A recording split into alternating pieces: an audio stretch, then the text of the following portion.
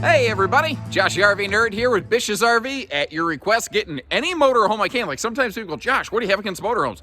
I don't have anything against motorhomes. I just don't get to see as many as some other people. Anyway, today we've got the Greyhawk 30Z. And this is a really interesting model because you're driving 32 feet down the road, but at your destination, you get like 34, 35 feet, something like that. I haven't hard measured it, but the magic secret of the sauce in this one is that rear bed slide out. It's what gives you that extra dedicated private bedroom space, with a walk around bed. And one of the other things on this one that is really clutch, I think, this is an RV whose bed you can use in transit when the slides are closed, and that's a major factor for some people. A lot of coaches this size, the bed folds when the slide comes in or something, and that's not the case here, and we're going to get to see this one in all its road mode glory as we go. This has a 200-watt solar package that maintains both the 2 house batteries as well as the chassis battery, so if you haven't used your coach in a while and you go to fire it up, you're not going to get click and nothing when you turn the ignition over.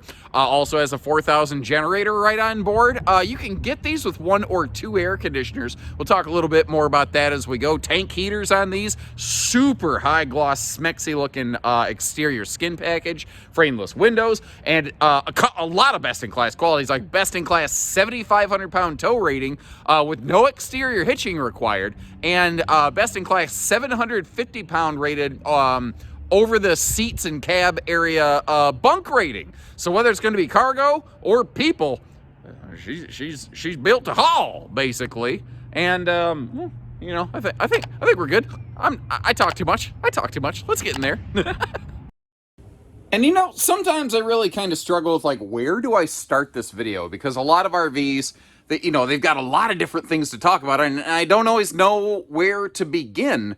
So when in doubt, I just kind of sit it out, and I cop a squat over here on the theater seat, and I think it really reveals one of the awesome qualities of this RV, that it has just a bang-up entertainment center with this giant smart TV Insignia Jumbotron at head level directly across from the theater seat where I'm at right now. And to keep the old tootsies warm down here, you got a toenail toast and bunion burner.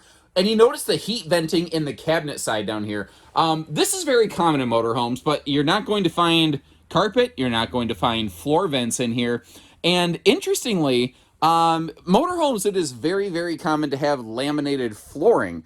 And a lot of people get kind of spooked by laminated flooring in the towable RV industry because for a number of years, it was just not built strong enough to avoid developing soft spots.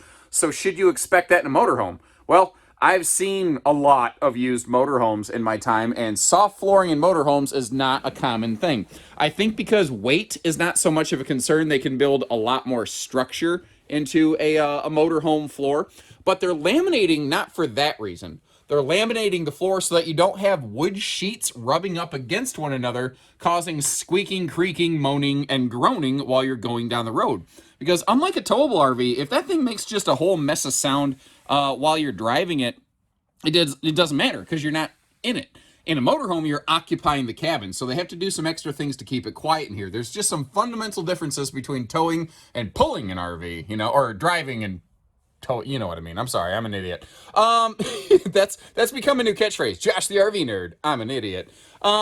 Along with that, they have sound deadening soft touch ceiling liners here on an also laminated roof structure that has a nice little exterior fiberglass kind of candy coated shell on it. Basically, the roof structure of this built very, very similarly to a diesel pusher.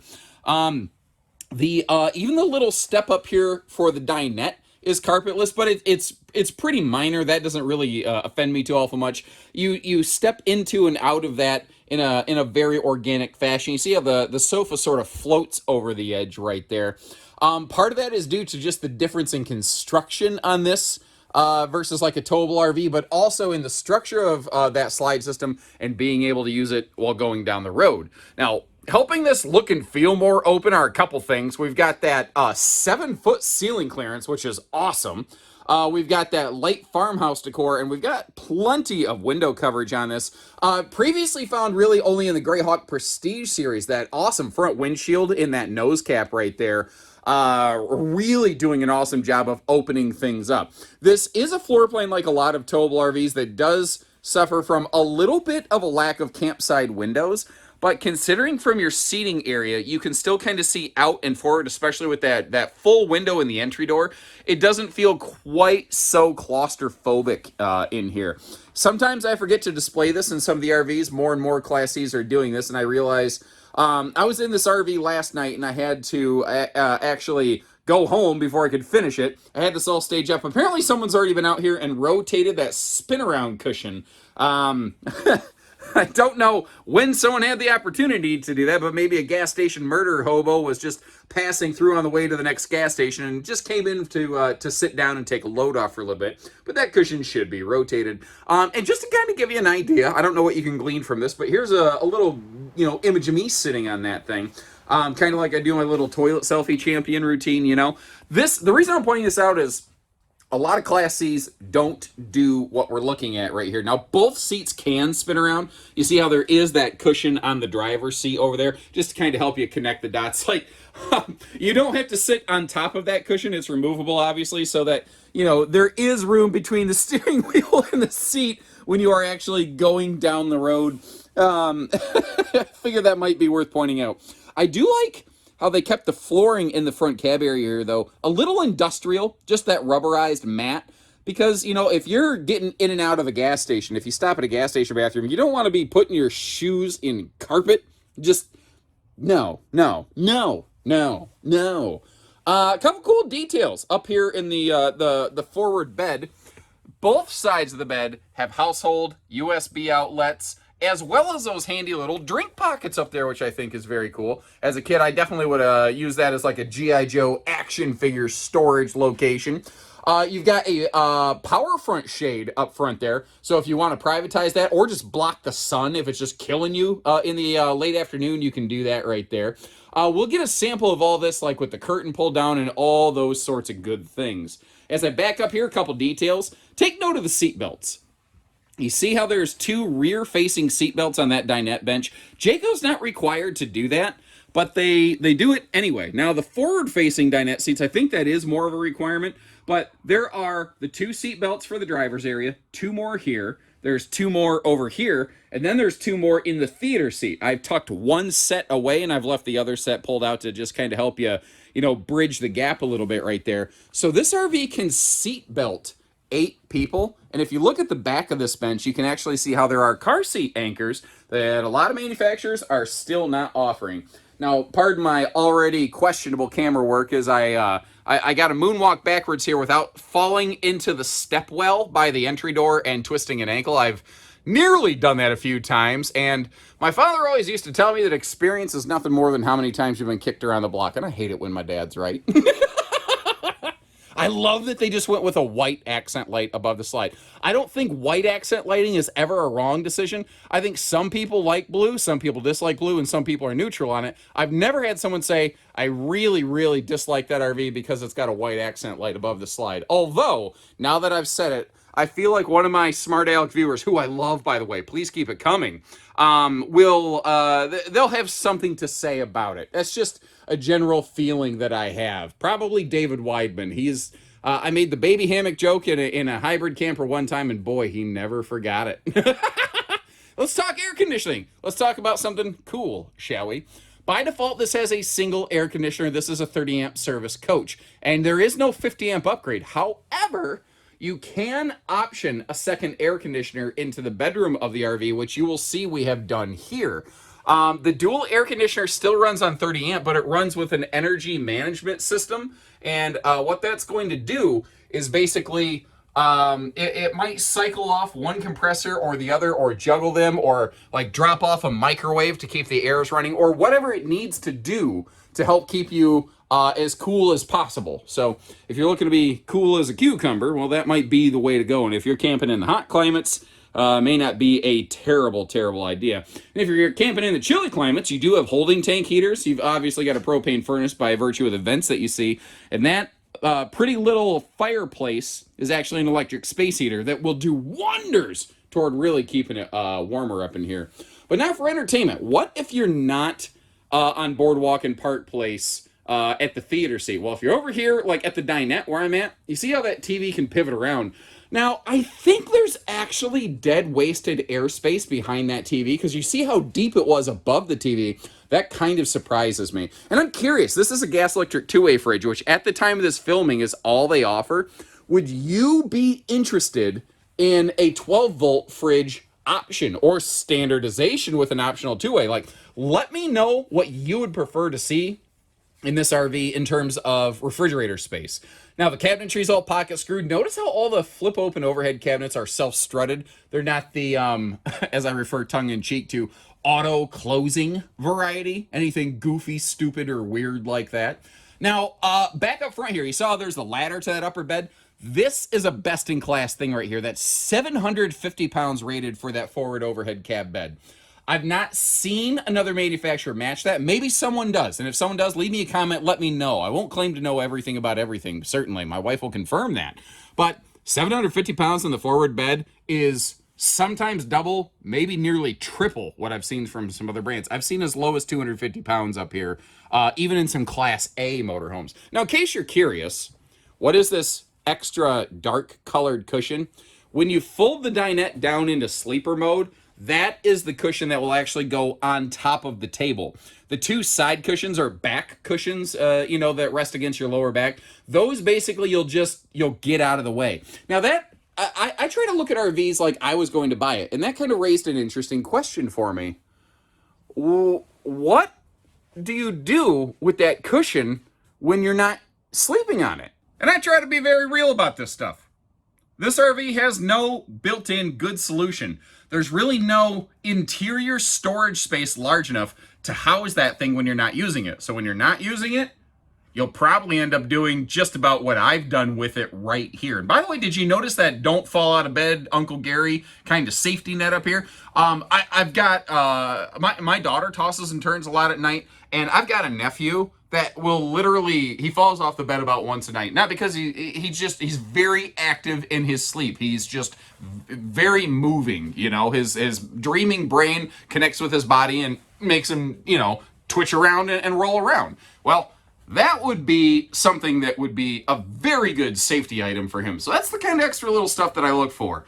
And again, not every brand includes those extra little details like that. But just like the big cushion that doesn't always fit, I am going to try to shoot you straight. And if you appreciate that kind of stuff, make sure you hit that subscribe button if you're new with us. Like the video if you hadn't already, if you're a returning member of the RV Nerd Herd.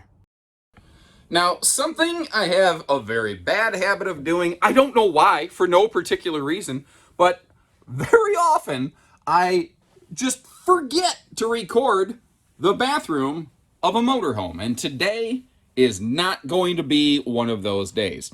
This does have it is a walk-through middle bath, but it does have a private toilet and shower. Part of the reason that they're able to do this is a wide-body product. Like a lot of motorhomes, because the slides aren't quite as big and deep as towable RVs so that you can navigate them in transit, it is a little bit bigger and wider here. Now, one of the things I like is that height adjustable shower hardware, because my wife and I are nearly a foot different. She won't let me say a foot, so we're 11.9 inches different in height. I just happen to be bigger than she is, and the headroom in here is fantastic with that 7-foot ceiling. A fan upgrade probably wouldn't offend a lot of folks. Scanning our way back down, and I want to go slow. I don't like to whip the camera around. I don't want to make anybody motion sick. This toilet space is, I will say, I wouldn't want it any smaller. If you notice, my right arm was really close to that wall. But if you notice, I also did something there that you can kind of cheat. If you don't have this shower door slid the other way, that landed a little harder than I meant. I forgot the RV's not level right now. Apologies. Crap. I'm glad everything's fine. Sorry, I'm dumb. I told you, my catchphrase is I'm an idiot. When I sit down at the toilet, I slid that out of the way to give myself all kinds of room. Now, I'm not trying to be gross. I'm just trying to be real. If you're a right-handed person, especially if you're someone of a larger stature, being able to lean that direction to employ the use of the butt napkins would be a very handy thing. So it's, again, I try to look at this through the lens of somebody who might actually go camping themselves. Now we're Michael Jackson moonwalking back here through the bathroom space. One of the things I like is that is a very nice Lipitorge storage cabinet right there. I do appreciate they threw the shelf in. I almost wish they had thrown an additional shelf in there. And when I said almost, I sounded very close to becoming a member of the Scooby-Doo gang. I don't know what that's all about. But there's a big time linen cabinet next to that. Take a look at this right here. That 1, 2, 3 segment right there, there's some serious storage space in that thing. Even some decent storage under the sink. I do want to mention that in that little breakaway footage right there, I was in wide angle camera mode, just because in tight quarters, it's the only thing that I really could do. Now, similarly, once we pass the wall up here into the bedroom, you see that you've got, that will right there be your biggest chunk of hanging closet space with some triple drawer storage right down below. And as you might have noticed, there are cross breeze windows on both sides of the bedroom here. You may have also noticed, like up in the living space, how these do have the blackout roller shades, so that if you really want to blot out the sun, you can do that. Now, when they're rolled all the way up, what's kind of nice about that is they won't go tink, tink, tink, tink, and bounce around as you're kind of rolling down the highways, you know, rolling down the river, as it were.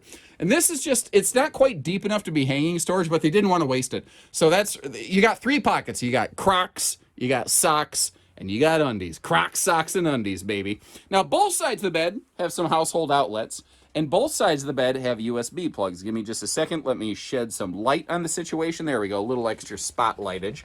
You see how there's dual USB plugs on that? That's cool. Or you can just push that down and make it a wireless phone charging pad. That's also cool. I like little things like that. Now, the lights above the bed are those dual element blue and white kind of reading lights or spotlights. Here, let me get up close and personal. Let me kick one of these things on. If you just tap it, you're going to get reading mode off and on. So like at night, if you just need to peek something real quick, you can do that. If you tap and hold, bang, you're going to wake everybody up. But you can still kind of spotlight that around and bend it around so that it's a more convenient way for you. I'm going to throw an idea out there. What would you say to a window directly, above the bed, a window in that headboard area? I kind of think that would be cool. I think it would really help this space look and feel a little bit bigger. Leave me a comment. Let me know what you think about that. The bed down here, like a lot of motorhomes, they have funky bed sizes. And again, I'm not using fisheye wide angle camera lensing. It would make this room look awful cool, but I'd rather kind of show you what it really looks like. Also, because you do have a big rear storage compartment and the bed is built above it, there is a little bit of an ankle breaker step right there. So be advised, keep that in mind. Be aware of that as you're kind of navigating the RV. This was sort of neat over here. They included an extra little dresser, almost kind of desk drawer, something like that. I don't know that I would really use it for desk function, but just, again, no space gone to waste. Another one of those handy smart TVs built right back here in the living room. And that, I think, is kind of an interesting sort of indication as to the level of product that you're looking at right now. A lot of RVs, motorhomes, towables, whatever, they don't tend to have bedroom TVs until you're in a more upper class product. I think it's just an interesting note that they do include that in these, and it's still a smart TV, which I think is very, very handy. By the way, any mobile RVers out there, what sort of mobile internet data solutions have you found work really well for you? If you could leave a comment with what you find, with what you use, and with where you are, your region, maybe that'll help somebody. I'd love to crowdsource that. Now for road mode, it made sense to me to start up here in the cab and chassis area. If you're a long-legged goofball like me, it does get a little bit tight with the knee and the legroom. You do got to kind of pivot, twist, and shout to get out of there. If you're a little bit bigger than the average bear, if you're more American-sized, you may actually want to hop in and out the side door and go around. I actually find that more comfortable myself. We do have heated power side mirrors over here, and they do have turn signal activated cameras integrated in them. If you look at the bottom, there's actually like a chunk that sticks out. You flip on the left blinker, that camera's going to turn right on here. It is nice that it is all carpetless up here. The entertainment slash, navigational all in one. Well, not really navigation anymore, because if you're going to navigate, you're going to probably sync that up to your phone, which is actually something I don't necessarily mind. And it actually occurred to me, this is a weird time to show it, but the dinette does fold down into a sleeper. It occurred to me that I hadn't shown that previously. Now, it can get a little bit bigger if you take these big honking cushions off of there. Oh! Speaking of honking, that's got one of those good let's go, I'm tired of waiting kind of horns. Like, my wife would love that kind of horn, because like we stop for like fuel and I go inside and I start talking to people, and I'm sure you can't imagine my mouth running constantly, right? Well, believe it or not, that is a thing that has happened before, and that handy little friendly horn right there would be a great way for my wife to tell me she's waited long enough. Now, like, almost any Class C you can navigate right through here. By the way, motorhomes are different from towable RVs. Towable RVs, I can never recommend that you can occupy and use the slide when it's anything but fully extended. Motorhomes are built different. Motorhomes are built to be able to occupy the slides while in transit, while retracted. They're built differently. That's one of the cost vectors on them. Now, back here, I wanted to peel off the bedspread so you can see you don't have to like do any tricky, weird, funky, monkey mattress folds or anything like that. Now, it would be a situation where you climb into the bed, but remember, because this is a rear bed slide, typically if you pull into a parking space, you can slide that out the back side of the RV, and it's no big deal. You're not opening up, you're not making your RV wider, you're just making it a little bit longer, which again is one of the cool things on this floor plan. And I just noticed beside my head over here, it says aloe vera. Maybe I've been watching a little bit too much anime and cartoons on Netflix, but doesn't that sound like some kind of anime villain? I am aloe vera, and through the power of wallpaper, I will defeat you.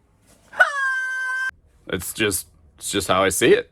Something I don't normally do is record and reuse footage, but I'm actually recording a couple Greyhawks back to back, so for production reasons it just makes sense, and the information applies to all of them. Anyway, what I'm getting at here is you have 4 exterior looks available on these Greyhawk models. We're looking at the standard here, but they also have 3 paint packages. One's a little more tan man, one's got that cool Jayco blue, and I'm not trying to make these like sound like that, but anyway, the last one they have though, it's like this really sharp black, white, and gray, and I know that black, white, and gray has really been done a lot lately in the business, but that looks sharp to me. So that's if I was going to get one, I've always been Jayco blue on the paint packages, but that just graphite black, white, gray looked really good to me. So I'm curious, what exterior would you like?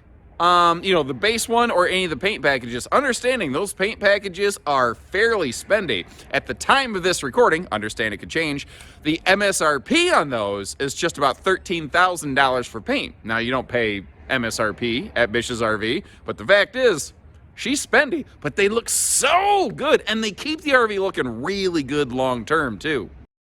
So while you're letting me know about all that, let's keep the party rolling here. One of the things I said earlier is one of the differences between like a towable and a motorized experience is when the fun actually starts. And that's a little bit subjective, I suppose, but I think with a motorhome, when you hit the road, because you're in a cab, it kind of starts. And one of the things Jayco does to a little bit greater depth than most brands is their ride and handling package. And the cool thing about working at Jayco is that anything that you do, you just add the letters J-A-Y in front of it and call it marketing. So they call it J-Ride. Super, super innovative. But the fact is, it's actually a really nice package. They're doing some things like they're using Coney shocks up front. And they're actually using a little bit different variety that is not widely available through the RV industry. If you, it's a little bit tough to see here on camera. I'm actually not even sure I can get you a good look at it. Apologies, I got you all up and close personal with that tire for absolutely no reason. But that's just one of like 5 or 6 different things they're doing. Like they have these extra little isolation mounts so that road chatter when you're going down the road doesn't get translated up into the cabinets and into your teeth, rattling everything around. it's a whole package of things. The goal, they like to describe it, is so that getting there is as enjoyable as being there. Now, along the way, one of the things that is nice with these heated side mirrors are the integrated little side cameras, perfect for making sure I'm not hanging out in your blind spot with my little Kia Soul. Now, that 2+ 3 year warranty sticker, I have a bad habit of just walking right past that, because I've been representing Jayco products here at this dealership for over 14 years now, and it's just kind of second nature to me, but maybe you don't know about it. The fact is, most motorhomes have about half the factory warranty of this one right here. To me, that's a big deal. They also put a really nicely sized patio awning on this one, which is fantastic. Now, they put the speakers outside right down low, which is another thing I personally am a big fan of, so we're not blowing away the neighbors. And they do a pretty decent job making sure they're utilizing whatever sort of potential storage space is available on the outside of these. And some of these compartments, it's kind of black on black, so it can be tricky to see. But if you get in there, like right there, you can see TV hookups, you can see some power outlets, you can see all kinds of little different things. By the way, you notice like your low point drains are located in this one, just the little knobs to turn, like the drains themselves aren't in the, causing dribbles in the past. You get what I'm saying, never mind. Outside gas grill, cooker, hooker, perfect little spot. And this model right here, very few Class C's have a full outside exterior pass-through bay like that one. That is very rare, that is very handy. And it works because of that interesting rear bed slide. It gave them a perfect place on the outside to bury all that stuff. But you hear me say all the time how every RV's greatest asset is its greatest liability. That rear pass-through is cool. The rear bed slide is cool. The slide awning on it is cool. But it does mean no roof access ladder offered on this RV right here, which is kind of interesting. Just kind of, every RV's greatest asset, again, greatest liability. They did something smart here, though, that they didn't used to do. They put the backup camera actually on the face of the slide. There are some folks who would occasionally try to do a little campsite adjustment after their RV was all set up, and you shouldn't be moving your RV when the slides are open, but some people did it. And some people had their rear bed slide open, and the camera used to be mounted at the top of the RV, and the bed slide would block that, and they wouldn't see what they were doing, and they would bump into stuff. So Jayco said, listen, you shouldn't be using this, you shouldn't be driving it when the slides are open, first of all, but if you're we're gonna do what we can to make it safer for you. And I think that's cool. Also, again, that best-in-class 7,500-pound factory tow rating. There's a lot of Class C's that'll have a 7,500-pound hitch, but they have a 5,000-pound tow rating.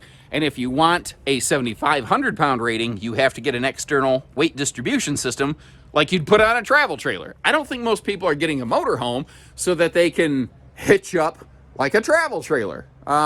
It's just a difference there in the Jaycos. I don't think they're exclusive with that anymore, but certainly very few brands are matching them in that regard. Frameless windows, you see the slide awning covers, high gloss exterior on this one. It gives it a really nice set of Smex appeal. And again, if you option on those paint packages, buddy, they just, man, it's like that old song, She's Got the Look. It will just look fantastic. Power cord all jammed up inside that little spot right there. And then, of course, we get over here, and we've got our generator. Now, it is under the slide, and manufacturers almost never include some sort of, like, strut or anything to hold that open. Is there a code reason? I don't understand why this is always what I like to call the auto-close variety right there. But I do like that they did give it a lock. It's kind of funny. Very few motorhomes have a generator compartment that locks. Now, again, I don't know if that's some kind of code thing, but the fact that Jayco's doing it here tells me that it can't be some kind of safety code, because they tend to be pretty on the up and up on that kind of stuff. Now, again, we're in that Ford E450 chassis, 7.3 liter V8 gas engine right here. Let's have another, I want to have a very real talk about something. People ask me this all the time, and I think it's like, I almost just want to clear the air on this real quick. Pardon me. What I'm getting at here is people will often ask me, hey, what's the miles per gallon on that? Bad. Not good. But it's kind of a loaded question because everybody drives a little different. Now, I understand that like in the auto industry, that's true too, but there's a lot more testing in the auto industry.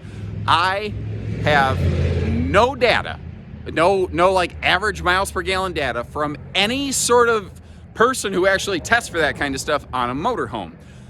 So what I would ask is any viewers who are watching this with this or like another E450 kind of Ford chassis with that 7.3 liter. It might be a little bit bigger, it might be a little bit smaller, but this is the best we can get right now, I think. Could you please leave a comment and share what you think you're getting for average miles per gallon? That might help all of us, because the fact is, it's not good, and especially if you start towing stuff behind it, it'll be even less good, but, or less good or more bad. Now, as always, I'll leave you a link in the video description to check for pricing and availability. What do you think? What do you think of the rear bed slide models? Is that something you like? Is it like a goofy fad? Again, I think for the traveling aspects, it's absolutely awesome. The layout may be not quite as effective in destination mode as some of the other RVs that I've seen, some of the other motorhomes, but that's why we carry all these different RVs from all these different people at Bish's RV, to help you find the one that is best outfitted and equipped with the exact features and widgets and whiz bangs that you's looking for. So when you are ready, give us a call, and we'd love to meet you. Until then, take care, stay safe, have fun, and happy camping, everyone.